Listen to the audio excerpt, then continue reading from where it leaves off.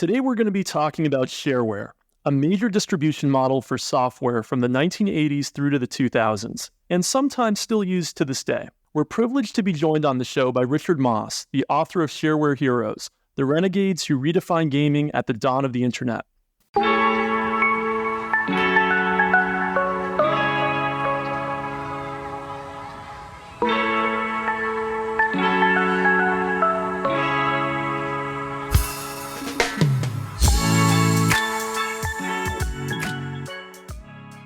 Some of the most popular PC utilities and games of the 80s and 90s were distributed largely through the shareware model, including PKZip and Doom. But before we get into shareware, let me tell you a little bit about Richard. Richard Moss is a journalist and tech historian. He is the producer and co-writer of the upcoming film FPS, First-Person Shooter Documentary. He has written articles for many of the top publications in tech and gaming, including Ars Technica and Polygon.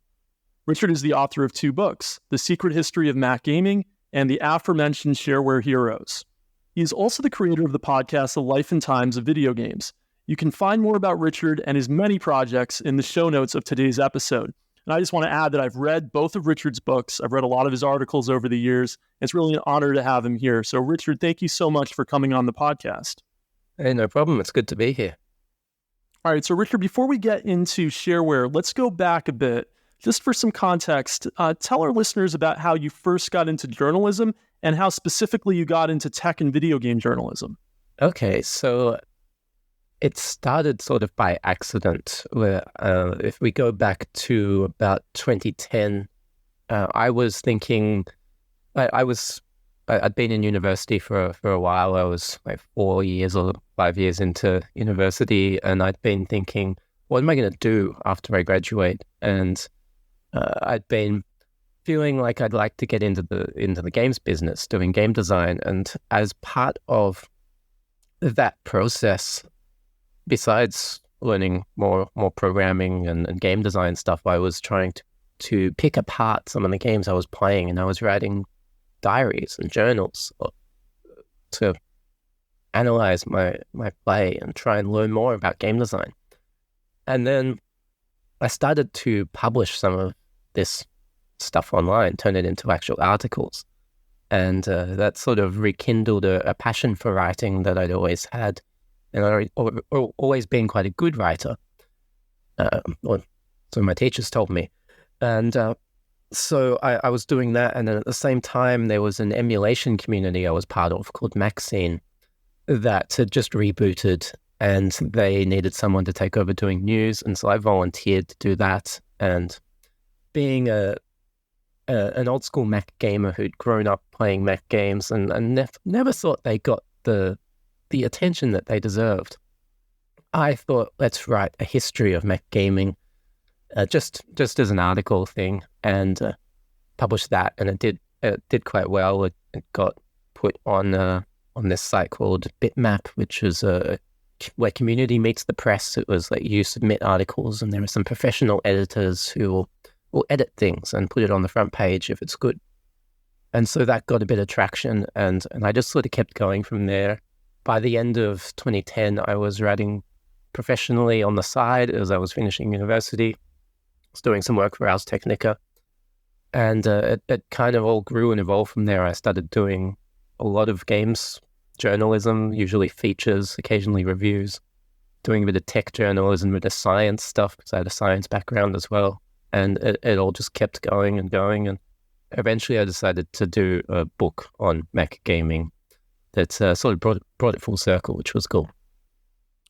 Yeah, I really enjoyed the book on Mac gaming, and maybe we'll talk a little bit about it later on. But I want to go to Shareware Heroes now. So tell us about how the idea for Shareware Heroes came about and how you got started on the book.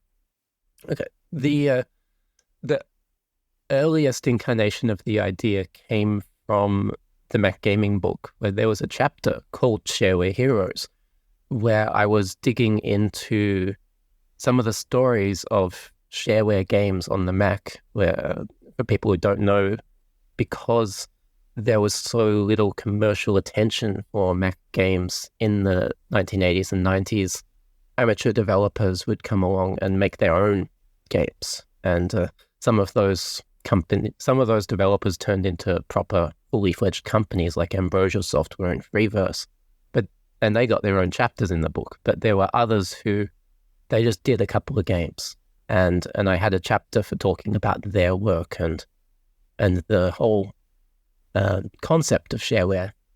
And when I finished the book, I thought, no, there's really something to this shareware thing that hasn't been explored sufficiently elsewhere, because shareware is how Doom was able to change the games industry. Shareware is how we ended up with everyone making demos of their games for a long time.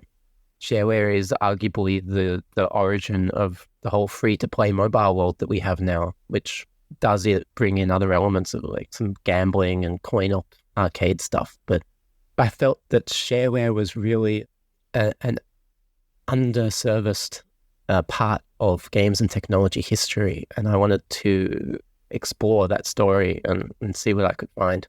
And for our listeners who are too young or they just weren't into PCs at the time, I know this is really basic, but can you give our audience a general definition of shareware? Okay, so shareware has many different variants and each has its own definition, but the basic idea is that someone releases this bit of software, maybe it's a game, and it's completely free, but if you like it, they ask that you send them some money, that you pay. It's sort of like the Patreon model today, where you have creators who are doing their thing and they're putting it out either entirely free or they're holding back a bit of bonus content only for the subscribers, the people who are paying them money.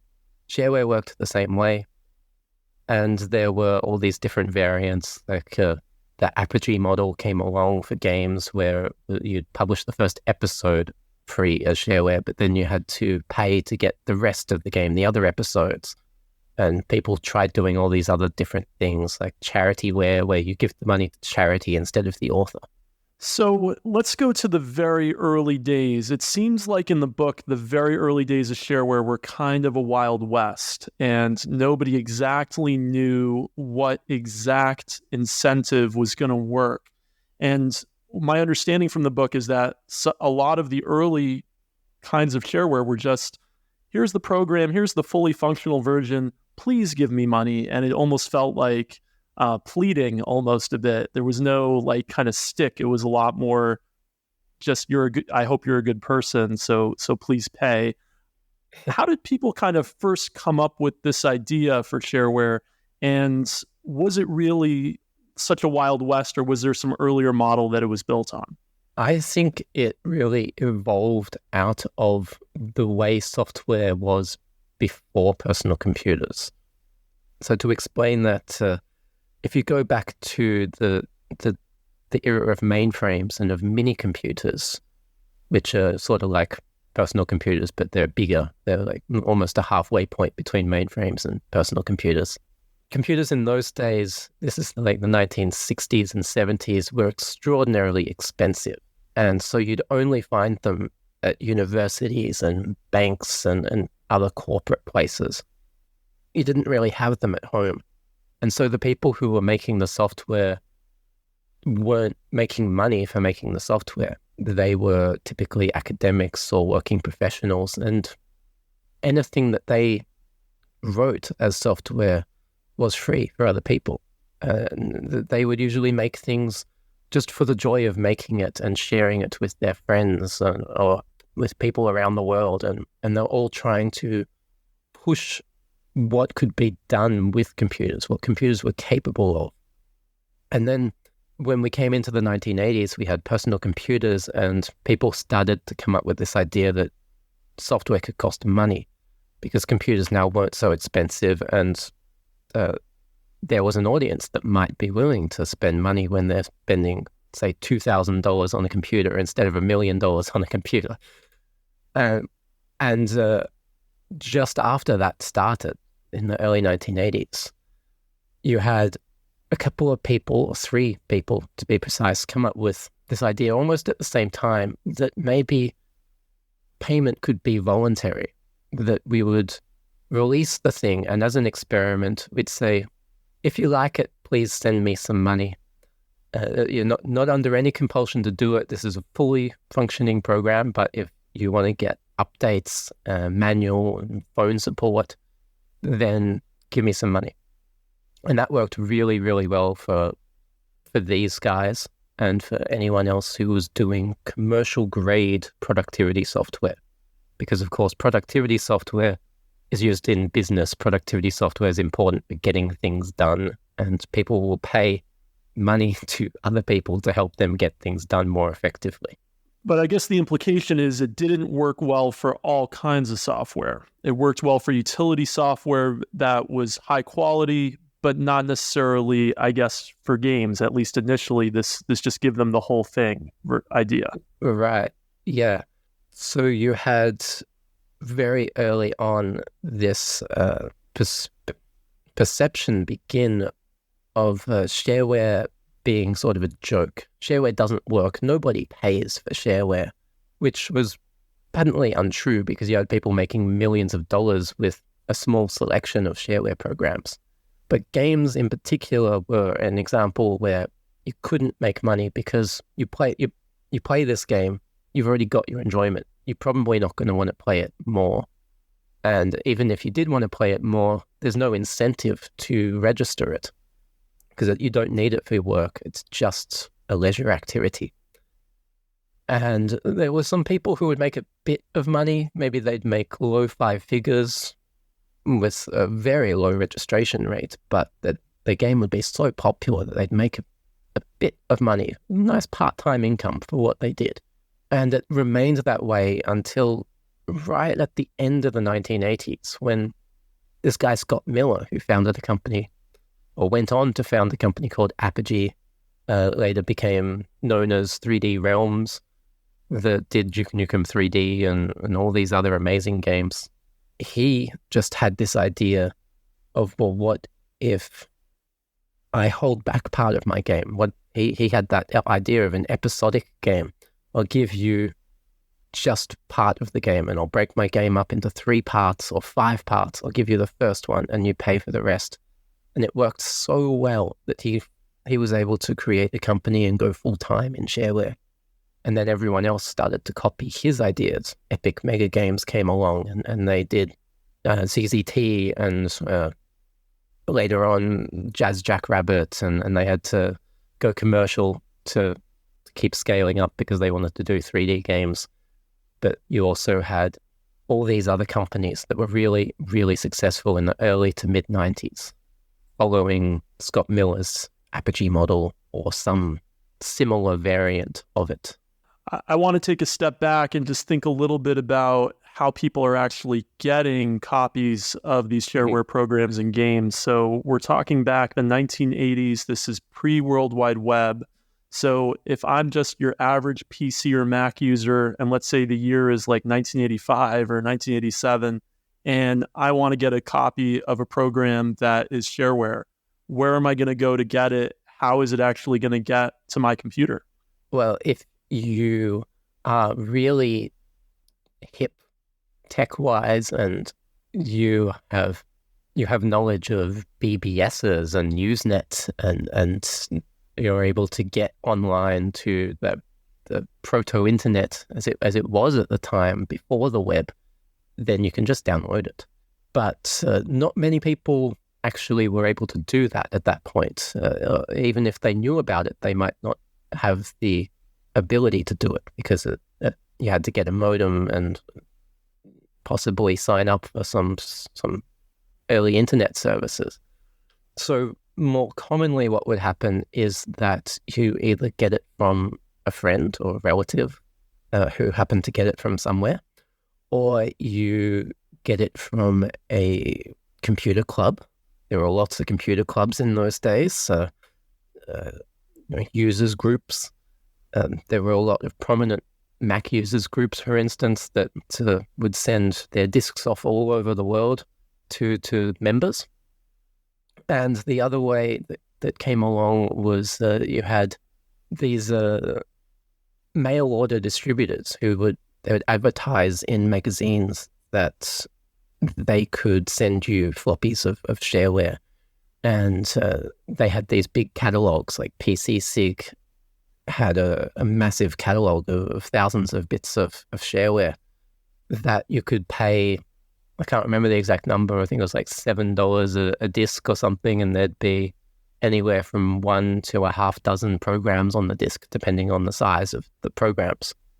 And a whole bunch of different distributors came along doing this.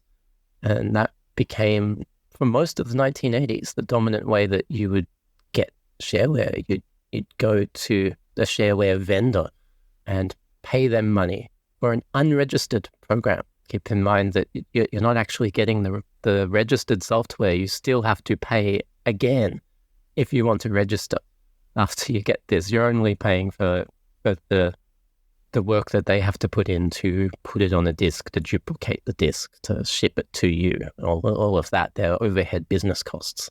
So these middle companies actually had quite a bit of power to be tastemakers. I guess you could think about them almost as collectors or editors. They're getting to decide which programs, which games they're actually distributing on the disk each month.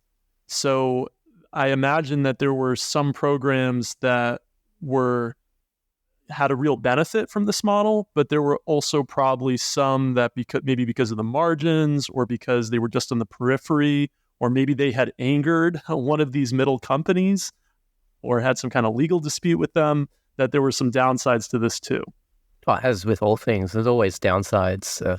There were people who would get very angry at some of these distributors because they weren't all getting permission to redistribute someone's work. Some of them would just find things online and pop them on discs and be charging money for this disc, and that really rankled some people.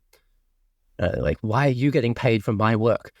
But more commonly, you just had the usual issues of what's already popular tends to remain popular. And the reasons it become popular, that they might have been early to the scene, and they were the first decent program that could do something, or they just happened to impress one of these tastemakers. So these distributors would have their people on staff reviewing the programs that are coming in and writing these little descriptions in their catalogs. And so if you got their attention, then they'd write a really nice blurb about you, and they might even give you a more prominent place in their catalog or in their magazine adverts. And that would absolutely make a difference to how much attention you're able to get. And at the same time, you have people making very, very good shareware programs, but not making any money from them because it's that carrot and stick thing. They hadn't figured out the incentive for people. So even though they're getting a lot of people who are acquiring their software through a shareware distributor, some kind of library thing, a friend, a users group, whatever, none of the money is actually reaching them. They might have tens of thousands of users and they've made $100 or something pathetic like that in registrations. Yeah, I'm wondering what writing the book taught you about kind of human nature, or kind of the economics of free, so to speak. Did you get any sense that there were actually, you mentioned earlier that high quality utility programs, productivity software, people would tend to pay for, but sometimes people would not for games, perhaps if it was given all at once and there was no stick like in the Apogee model, or perhaps maybe there was a difference between something that people value as entertainment versus what people value to do their work. So I'm wondering just kind of what economics lessons you had as a takeaway from the success or lack of success of the model for certain programs, or when done in certain ways. Mm. Well, one obvious big one that we've been skirting around here is just that incentives really make a huge difference. If you don't give people an incentive to pay, then very often they won't pay, and it's not necessarily because they're too cheap or stingy, or they're sort of a dick and they want to pirate your stuff. sometimes it can just be that paying takes effort, and without the incentive, they can't be bothered making that effort. And in the shareware days, the effort required would very often be quite substantial. It's not like now where you're trying to sell something online. You just got to get the person to your store page, and then they've already, like, they've got their PayPal password or their credit card number memorized, so they don't really have to put in any effort. They can just buy the thing in a couple of minutes or less. But back then, if you wanted to pay for shareware, you would have to write a check and put it in an envelope and mail that envelope to this person. Or maybe if you're getting into the 90s, you might be able to dial a number and pay credit card over the phone. Or get into the mid 90s, if you're willing to take what was perceived as a big risk, you might pay for it online using a credit card, which was in its absolute infancy then.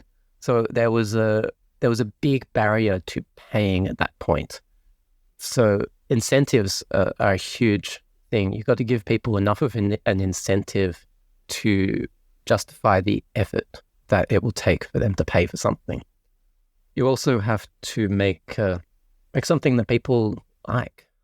That's a sort of a no-brainer, but if you don't make something that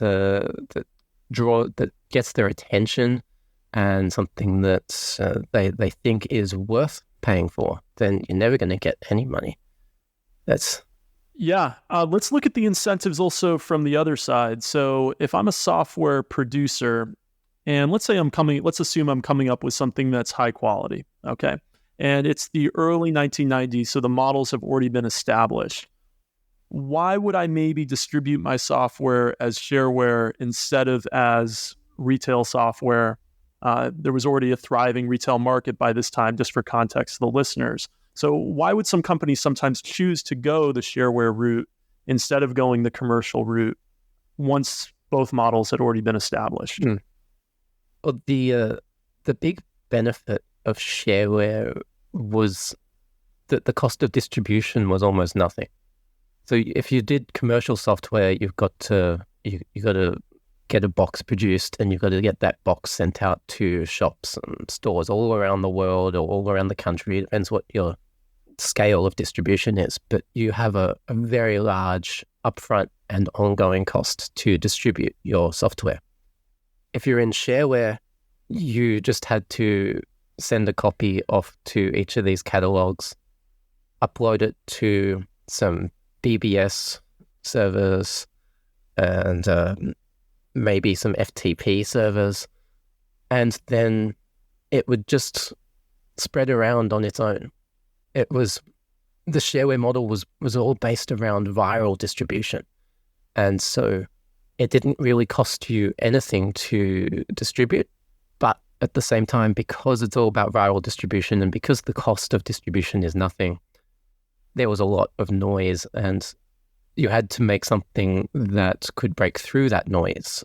And the way to break through that noise is either to be different in a way that's exciting, like say, you make something that is just totally weird off the chain.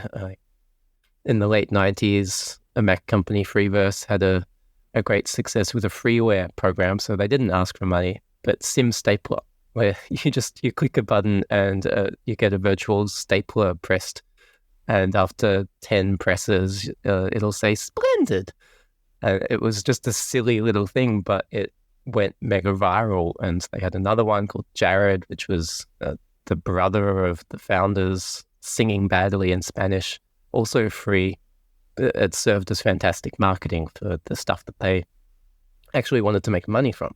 So that's one of the ways. And the other way is to make something that's just making a really special impression once you get your hands on it. Like, this is how id Software had a huge success with Wolfenstein 3D and Doom. Once you played those things, you were blown away by them, and more often than not, people would be incentivized to go and pay the money to get the rest of the game, because it was just so good, and that was so amazed. And I don't think it would have had the same impact if it had been just a straight commercial thing from the beginning. Yeah, that's a good segue.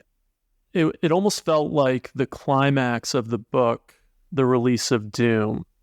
So for those who maybe weren't alive or just don't remember it, why was that such a big deal? And what did they capture at that moment in the market that was missing? And of course, I know you have an upcoming film about all of this that folks can check out, but just give us a quick snapshot, because I felt it was a really a major point in the book as well. Well, before Doom came along, commercial companies were really just, they were doing their thing with the like flight simulators and adventure games and platformers and the like, and it was much the same in the shareware space of everyone doing 2D games and copying each other's ideas. And 2D was really the way of things before 1993. Everyone was making these 2D games that are much less exciting than a 3D game today. And there had been first-person action games before. id Software had made Wolfenstein 3D just a year before Doom, that was distributed also under shareware and was a great success, and that got some attention. But Doom was different in that Doom was sort of breathtaking to people. Doom was obviously a window into the future of where things were going with games. Because Doom was so exciting. You had texture mapped floors and ceilings. And so for people who don't know, that basically means you've got floors and ceilings that actually look like something, that are not just a flat color. There's an artist has come along and drawn some stuff to make it look like it's a rock face, or it's got physical texture to it. You had variable height rooms so that you weren't boxed in and claustrophobic. You had enemies who could appear above you, throwing projectiles down at you. So it had a sense of space that hadn't been done before. The design was like nothing else that had been done before, very much intentionally, because the more powerful engine that they'd built, they wanted to show off by doing something that could never have been done in any of their prior games. And it was really intense, immersive experience. Nothing had been done that was this fast and intense. And there'd be newspaper reports of like people at universities skulking along the edge of the wall, hanging in the shadows because they'd been playing Doom, and it sort of warped their mind a little bit, and they were thinking about how they can not be seen by enemies, and just having a bit of fun playing around with that. That they're still seeing the demons there. It was like nothing that had been done before. And because it was so successful, all the commercial publishers sat up and took notice. They were talking about it at conferences. Shareware was not something they could ignore anymore. First-person shooters, this whole new genre, was not something they could ignore anymore. They had to start doing what these guys were doing, or they'd be left behind. Because you think about it from their perspective, that's very confronting. That this small team, half a dozen people, with almost no budget, has made the best game of the year, and they were making millions of dollars without even yet having a retail box in a store. Doom didn't get an actual proper retail release until 1995. You could get it in a lot of game stores in the shareware form, because there were these companies called rackware publishers that would take a shareware disc and put it in a crappy box and put it on a shelf for like $10 or something. The full version of Doom wasn't available for another couple of years, and yet it was everywhere. You couldn't go anywhere without people talking about it. It was just total frenzy, and it changed everything. Yeah, that's something I really loved in your book, is how you captured how small teams and even independent developers were able to have a foot in the door through shareware and sometimes have an incredible impact and cool careers. And I liked a lot of the vignettes about some of the smaller developers, not everyone became Doom, but some of them still had some interesting livelihoods and pretty interesting businesses through this model. I want to shift gears a little bit before we wrap up. I can't not ask you about the Mac market a little bit more, since I was an avid Mac shareware gamer in the 90s. Obviously, you wrote a whole book about the history of Mac gaming, but I'm wondering if for our listeners, you could just kind of contrast and compare a little bit the PC shareware market with the Mac shareware market in the 80s and the 90s. And was there anything particularly strong about the Mac market that wasn't there in the PC market? And was there something that was lacking in the Mac shareware market? Well, the last part's easy to answer. What was lacking in the Mac shareware market compared to the PC market was scale and breadth. They're just through simple merit of the fact that the Mac market at its peak was maybe 20% of the personal computer market in the US, and less if you take a global look. Numbers are hard to come by and be sure on. But so at the most, you had a fifth as many Mac users as you had PC users. So, and in reality, it would have been substantially different. It would have been even smaller percentage of Mac users compared to PC. And so you have a much, much smaller audience, a much smaller market for what you're making. And also there's a smaller pool of developers because there aren't as many people who own these machines. And shareware was always predicated on people who own something and they happen to have an interest in creating things for this platform. But then as to the qualities of and sort of flavors of the two different platforms, there was a bit of a difference. On the PC side, there was a strong focus for a lot of that time on making platformers, on emulating what was happening in console games quite badly for the most part. And the graphics tended to be very, very limited because people were making games for older PCs that didn't have capabilities to do fancy graphics. So even into the 90s, you're having people still putting out shareware games that are using text mode or that are for CGA graphics, which is like 8 colors or even less. It can be 4 color. There's a 4-color mode in CGA, I believe. And they're all ugly colors. Whereas on the Mac, you get into the 90s and everything is 256 colors, or you can even get monitors with 1,000 colors. So it's much more vibrant. And you could assume as a Mac developer that people were more up to date in terms of what their computer could do. And so the games could be a little bit more advanced in terms of the graphics and the sound.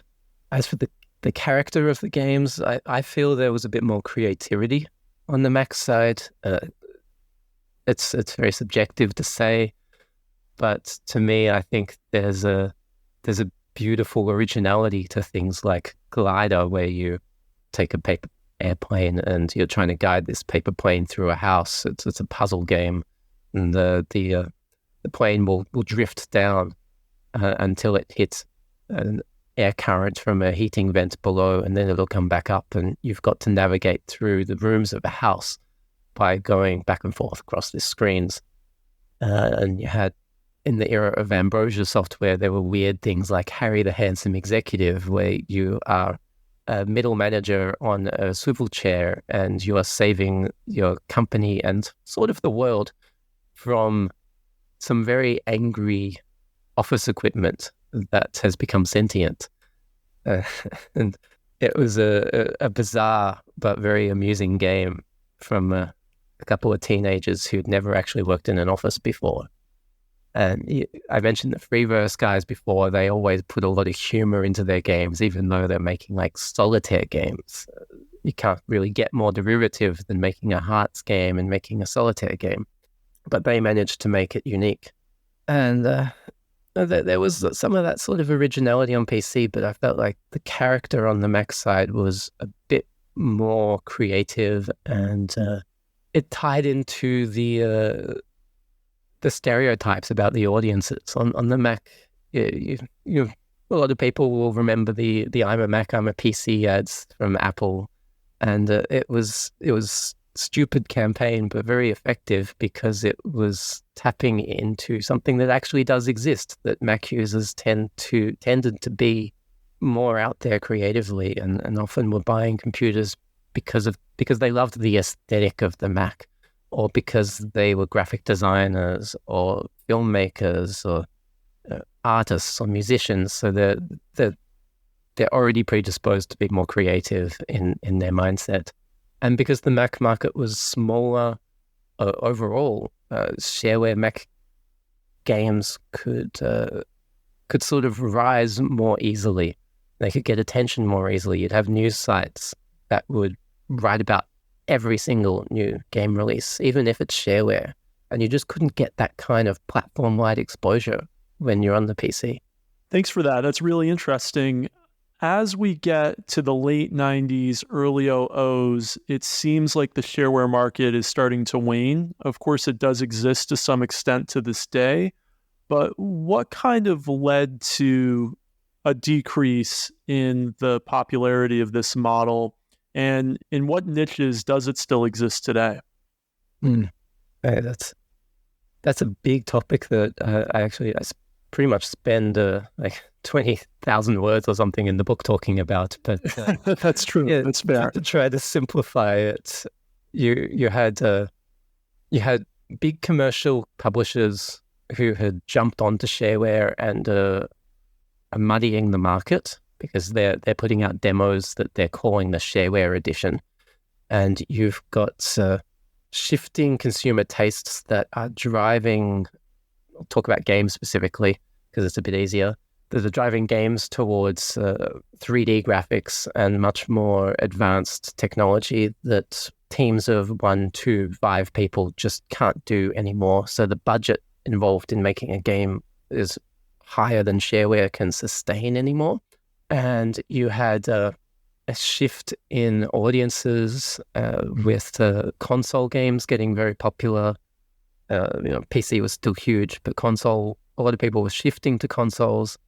You had fewer people willing to pay for episodic shareware because there was just so much stuff out there. It was the market was at saturation level, and even if someone makes a good game and they put it out in this episodic model, which was proven to be effective, they still might not actually make much money because people will play that episode and then they'll move on to the next thing because they've got dozens of really good games they could play. You've got CD vendors putting out discs like 1,000 shareware games, and it costs $10, and no one's going to get through all these 1,000 games ever. But it meant that you could just keep moving on to the next thing and not paying for anything.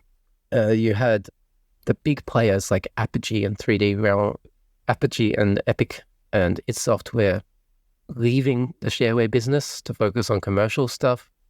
So the quality of shareware sort of dipped. And you just had shareware sort of becoming irrelevant because as the internet matured, the model of selling software evolved. So where before it was you could do shareware or you could do retail, and there really wasn't an in-between.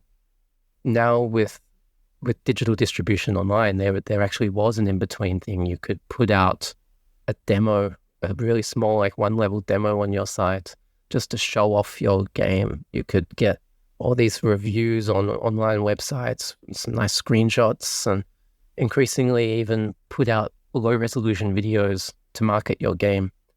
And then people could just go to your site and buy the whole thing and download it right there. And then they don't need to have a disc sent to them in the mail to get the full version, because it's already downloadable from their website. And you had the rise of indie, which didn't really take off until a bit later, but shareware turned into indie. We used to use shareware as a sort of a shorthand for independently developed. It's the shareware market, and it's actually grouping in public domain stuff and freeware stuff and all the different variants of that shareware model that we've been talking about. But suddenly, out of nowhere, like 1999, 2000, people started calling it indie. And it was this revelatory moment for the people making the software. Oh, we're indies, we're independent developers. And the way that they were selling their stuff didn't change all that much. Shareware sort of slowly phased out. But the term very quickly went out of vogue, and everything just became indie that you could get online in one way or another. Yeah, that makes a lot of sense. So thinking about the book as a whole, who was your target audience when you were writing the book, and who would you recommend read it? Well, I would hope that anybody who has an interest in either games history or software history would find the book engaging and interesting and enjoy it.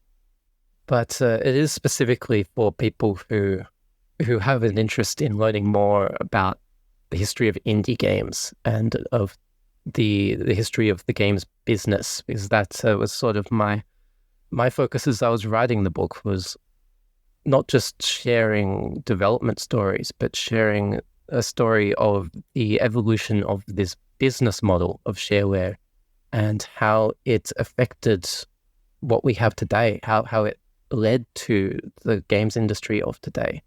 I didn't spell all of that out, but I really wanted to paint a picture of, well, this is how we got to the foundation of what modern software is. This is why everything's sort of free with an asterisk now.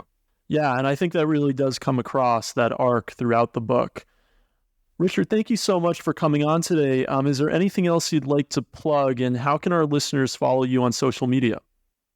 Okay, so to follow me on social media, I'm on what they call it X now, at MossRC, Twitter, but I'm not really active there. I'm much more active on Blue Sky, where I'm also MossRC, and on the Fediverse, or Mastodon is what a lot of people know it as, where I'm on MossRC at social.mossrc.me. That's ME.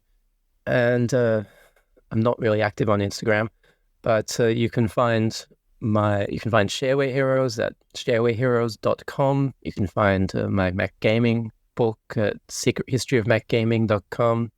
As of right now, as we're recording this on the 28th of July, we have a few days left in the pre-order sales campaign for FPS, first-person shooter, the documentary I've worked on. That's available at fpsdoc.com. That's fpsdoc.com. And you can also find me at mossrc.me, my personal site that one day I'll get around to styling more nicely than the plain white thing I've got now, and maybe do something more like Shareware Heroes, where it looks like an old computer program. Very cool. And we'll put all of those links in the show notes. Thanks so much for coming on the show, Richard. It's my pleasure. Okay, thanks for listening to us this week. Rebecca, how can people get in touch with us on Twitter? We're at Kopec Explains, KOPECEXPLAINS. And I want to remind you to follow us on Apple Podcasts or Spotify or wherever you're listening to us. We come out with new episodes about every 2 weeks. And if you enjoy our podcast, don't forget to leave us a 5-star review. It helps other people find us. Have a great day. Bye.